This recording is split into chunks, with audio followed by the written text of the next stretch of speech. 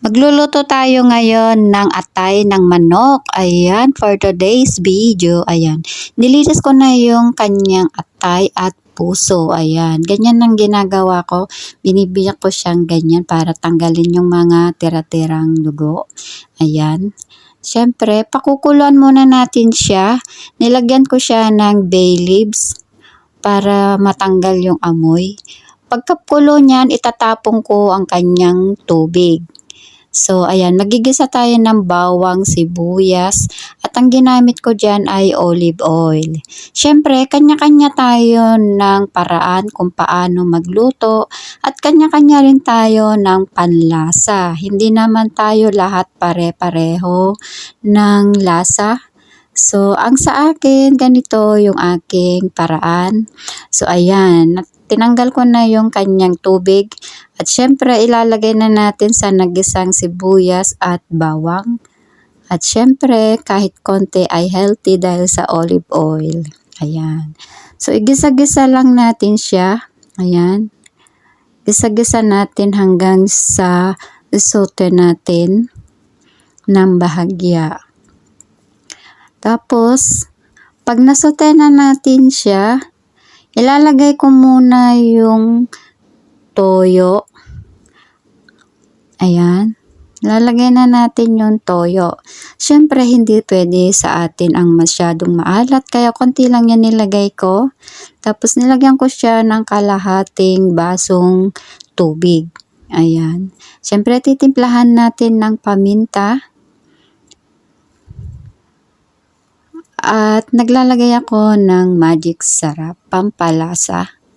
Siyempre, maglalagay din ako dyan ng ginger powder para pangtanggal lansa rin. Ayan. So, halu-haluin nyo lang siya hanggat mahalo lahat ng mga ingredient at spices. Ayan.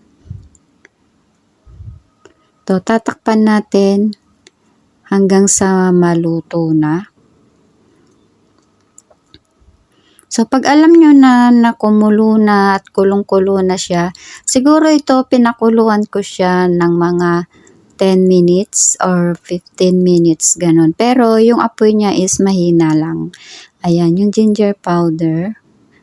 Para pang ano na rin, pantanggal. Tapos, ayan, nilagyan ko na siya ng lemon juice. Ayan.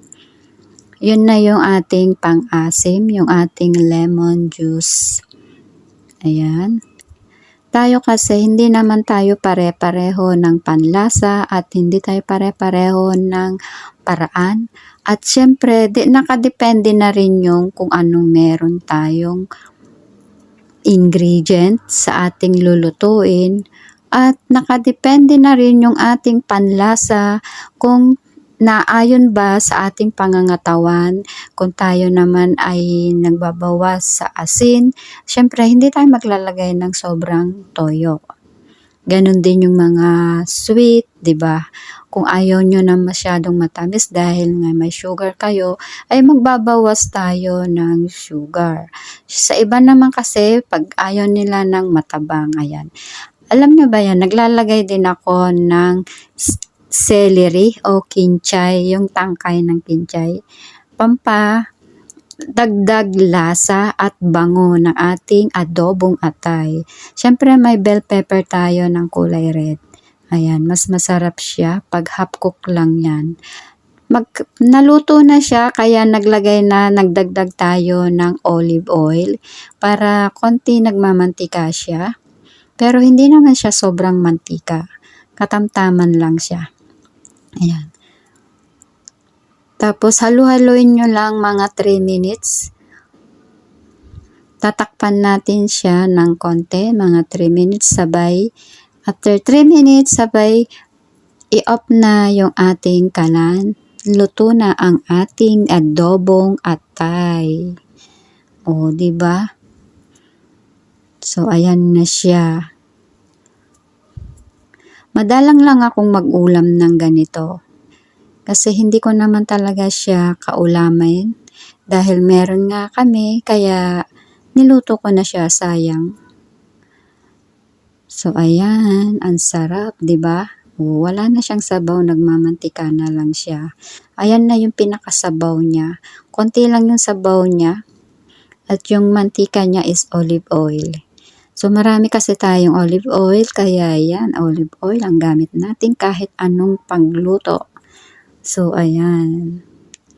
Tingnan nyo naman kung gaano kasarap tignan. Ano pa kaya sa lasa? Ayan. Sa lasa kasi nakadepende rin yan sa lasa na gusto nyo. So ayan, titikman na natin siya. Nagsandok na tayo. Ayan. Let's eat mga guys. Titikman natin kung gaano kasarap. Let's